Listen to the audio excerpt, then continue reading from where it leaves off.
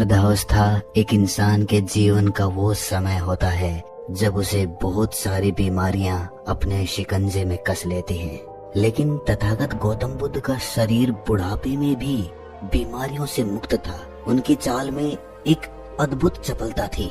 उनके चेहरे पर एक गजब का तेज था। जब वो घंटों ध्यान में बैठे रहते थे तो उनकी रीढ़ एकदम सीधी रहती थी। वो थकते नहीं थे। रात को सोते समय जिस अवस्था में वो सोते थे, सुबह उसी अवस्था में उठते थे। ऐसा प्रतीत होता था जैसे उनके जीवन में कोई कष्ट, कोई दुख, कोई रोग या फिर कोई भी तनाव नहीं है। उनका प्रत्येक शिष्य इसी तरह के जीवन की कामना करता था। एक दिन तथागत के एक शिष्य ने तथागत से सवाल किया। उन्होंने कहा कि हे तथागत, एक भिक्षु का पूरा जीवन भिक्षा पे व्यतीत होता है। भिक्षा में उसे जो कुछ मिलता है उसी को खाकर वो अपना भरण पोषण करता है। बहुत बार तो एक भिक्षुक के शरीर की मूलभूत जरूरतें भी पूरी नहीं होती, उसका पेट भी पूरा नहीं भरता। लेकिन जब आपके शरीर को देखता हूँ तो मुझे बड़ा आश्चर्य होता है। इतना अल्पाहार भोजन करने के बाद भी आप इतने चुस्त, इतने फुर्तीले और इतने तेजवान कैसे हैं? जबकि दूसरी तरफ मैं नगर के राजाओं को, सम्राट को देखता हूँ तो उनकी तोंद निकली रहती है। बहुत बार वो वैद्य और हकीमों को बुलाते रहते हैं, यानी कि उनका स्वास्थ्य भी ठीक नहीं रहता, जबकि उनके पास तो सारी सुख सुविधाएं हैं। जिस प्रकार का व्यंजन या फिर जिस प्रकार का भोजन वो करना चाहें वैसा भोजन वो कर सकते हैं, या फिर जिस प्रकार का भोजन वो करना चाहें वैसा अपने रसोइये से बोलकर बनवा सकते हैं। लेकिन बावजूद इसके शरीर की पीड़ाओं से वो बहुत परेशान रहते हैं। मैं बहुत राजाओं से मिला हूँ, बहुत बड़े बड़े लोगों से मिला हूँ, तो इसके पीछे क्या रहस्य है कि एक भिक्षुक जिसको पूरा भोजन भी नहीं मिलता वो स्वस्थ होकर अपना जीवन जीता है, और दूसरी तरफ जिनके पास सारी सुख सुविधाएं हैं वो अपने जीवन में शारीरिक कष्ट और पीड़ाएं भोग रहे हैं। तथागत ने बड़े ही सौम्य मुस्कुराहट के साथ उत्तर दिया कि मनुष्य जीवन पर्यंत भाग दौड़ में लगा रहता है।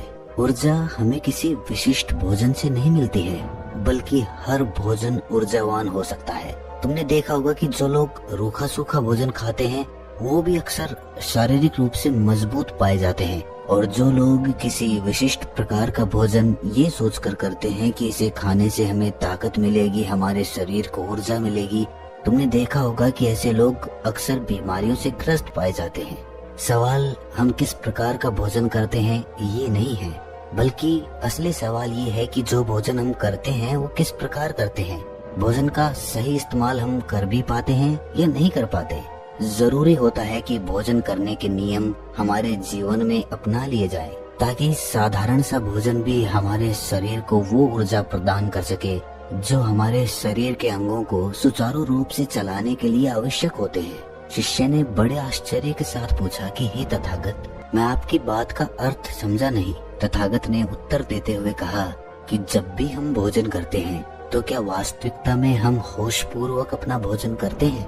एक व्यक्ति किसी से बातचीत करता हुआ भोजन करता है तो दूसरा व्यक्ति अपने विचारों में डूबा डूबा भोजन करता है।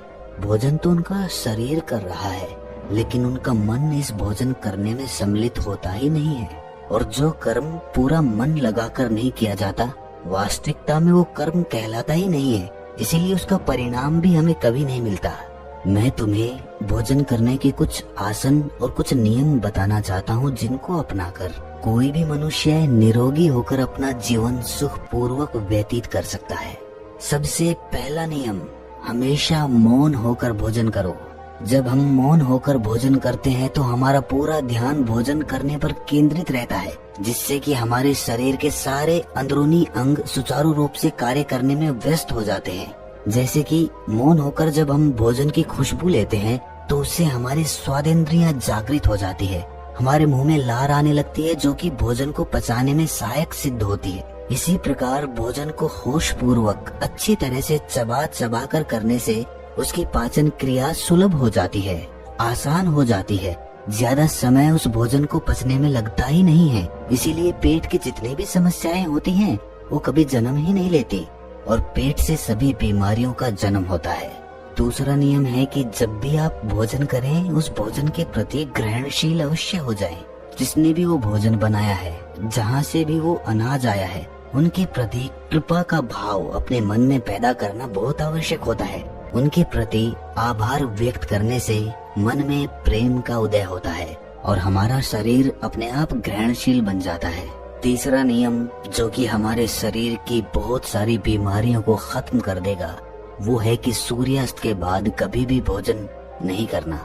रात्रि के समय भोजन करने से हमारा शरीर उस भोजन को पचाने के कार्य में लग जाता है, लेकिन अगर रात के समय हम अपने शरीर को कोई कार्य नहीं देते हैं तो ये हमारे शरीर की बीमारियों को खत्म करने लग जाता है। हमारा शरीर अपने आप अपनी बीमारियों को ठीक उसकी मरम्मत करने की शक्ति रखता है, लेकिन पर्याप्त खाली समय न मिलने के कारण हमारा शरीर अपनी बीमारियों को ठीक कर ही नहीं पाता। देर रात्रि में भारी भोजन करने से पूरी रात हमारा शरीर उसको पचाने के कार्य में लगा रहता है, वो कभी खाली हो ही नहीं पाता है। इसीलिए हमारे शरीर में जो भी बीमारियां पैदा होने लग रही हैं, वो हमारा शरीर अपने आप ठीक नहीं कर पाता है। सूर्यास्त के आधे घंटे बाद तक आप भोजन कर लीजिए या फिर उससे पहले भोजन कर लीजिए, लेकिन रात्रि के समय भोजन करना शरीर के लिए हानिकारक हो सकता है। तथागत ने आगे कहा कि देखो, अच्छा भोजन वो माना गया है जो हमारे शरीर के साथ हमारे मन को भी प्रसन्न रखे।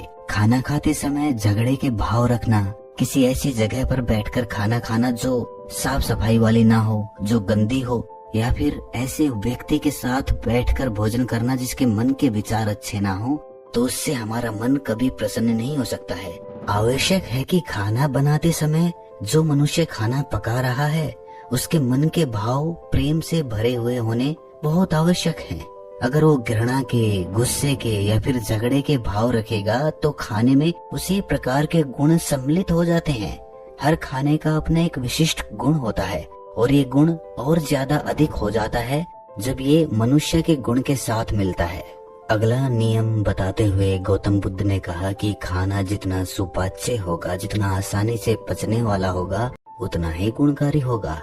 साधारण भोजन हमेशा सुपाच्य माना गया है, इसीलिए तुमने अक्सर मुझे दाल भात खाते हुए देखा होगा, क्योंकि ये सबसे साधारण भोजन है जो बहुत सुपाच्य भी है और हमारे शरीर को ऊर्जा भी प्रदान करता है। और ये भी ध्यान रखने वाली बात है कि जो खाना दूसरे जीवों को प्रताड़ित कर कर बनाया गया है, यानी कि मांसाहार, उससे हमारा मन कैसे प्रसन्न हो सकता है। जिस जीव को मारते वक्त यातनाएं दी गई हों, जिसको कष्ट पहुंचाया गया हो, आखिरकार उसके मांस में भी तो वही गुण मिलेंगे। इसीलिए साधारण शाकाहारी भोजन हमारे शरीर के लिए सबसे उपयुक्त होता है। भोजन करने का अपना एक विशिष्ट आसन होता है। तुमने मुझे बहुत बार भोजन करते हुए देखा होगा, लेकिन हर बार मेरा भोजन करने का आसन एक ही रहता है। मेरी रीढ़ हमेशा सीधी रहती है। मैं शांत जमीन पर बैठकर भोजन करता हूँ, लेकिन जो लोग जमीन पर नहीं बैठ सकते हैं किसी कारणवश, तो उन्हें अपनी रीढ़ तो सीधी हमेशा अवश्य रखनी चाहिए, क्योंकि जब खाना पेट में पहुँचता है तो जब हमारी रीढ़ सीधी होती है तो वो बड़ी आसानी से सीधा हमारे पेट में पहुँच जाता है। और अगर हमारी रीढ़ मुड़ी हुई होगी तो हमारा पेट भी सिकुड़ा हुआ होगा, जिससे कि वो खाना ठीक प्रकार से भोजन नली से होता हुआ हमारे पेट तक पहुंच नहीं पाता है। तथागत ने अपने जीवन का एक किस्सा सुनाते हुए उस शिष्य को बताया कि एक बार मेरे पास एक सम्राट पहुंचा। वो अपने पेट से बड़ा परेशान रहता था। जब वो मेरे पास अपनी समस्या लेकर पहुंचा तो मैंने उनको बताया कि राजन, एक सम्राट के जीवन में शारीरिक मेहनत तो बहुत कम होती है, लेकिन वो भोजन बहुत अच्छा करना चाहता है। इसीलिए धीरे धीरे उसके शरीर का वजन बढ़ने लगता है, क्योंकि जब हम खाना खाते हैं तो शरीर की उतनी ऊर्जा भी बाहर निकलनी आवश्यक होती है, वरना तो वो ऊर्जा हमारे शरीर को फैलाना शुरू कर देगी। इसीलिए उस सम्राट का पेट बहुत अधिक निकला हुआ था। तो मैंने उनको सलाह दी कि पहले तो जो भी बावर्ची आपका खाना बनाता है उसको बोलिए कि ज्यादा मिर्च मसालों वाला भोजन ना बनाए और हल्का भोजन रखें। अगर आपको शारीरिक मेहनत करनी है तो ही ऐसा खाना खाएं जिससे कि हमारे शरीर को ताकत मिलती हो। लेकिन खाली बैठे अगर आप देसी घी या फिर मांसाहार जैसा भोजन करेंगे तो शरीर को उसे अपने अंदर समाहित करने के लिए अच्छी प्रकार मेहनत करनी भी आवश्यक होती है। अगर तुम मेहनत नहीं करना चाहते हो तो इस प्रकार का भोजन करना छोड़ दो। हल्का भोजन करो, साधारण भोजन करो, कम मिर्च मसालों वाला भोजन करो, जिससे कि तुम्हारे पेट में कोई भी बीमारी या कोई भी समस्या पैदा ही ना हो। शिष्य ने बड़े ही कृपा भाव से अपने हाथ जोड़कर तथागत को प्रणाम करते हुए कहा कि हे तथागत, सब कोई हमें ये तो बताता है कि हमें किस प्रकार का भोजन करना चाहिए, लेकिन भोजन करने के क्या नियम होते हैं, भोजन किस प्रकार करना चाहिए, उसके क्या आसन होते हैं, वो आपने आज मुझे अच्छी तरह से समझा दिया है। मैं आपका बहुत बड़ा धन्यभागी हूँ। मुझे जाने की आज्ञा दीजिए। इसके बाद तथागत अपने उस शिष्य के साथ वन की तरफ घूमने के लिए निकल जाते हैं। तो दोस्तों, कैसी लगी ये कहानी आपको कमेंट सेक्शन में जरूर बताना। अच्छी लगी हो तो इस चैनल को सब्सक्राइब करके नोटिफिकेशन बेल को जरूर प्रेस कर देना। तो मिलते हैं अगली वीडियो में, तब तक के लिए अपना ख्याल रखें।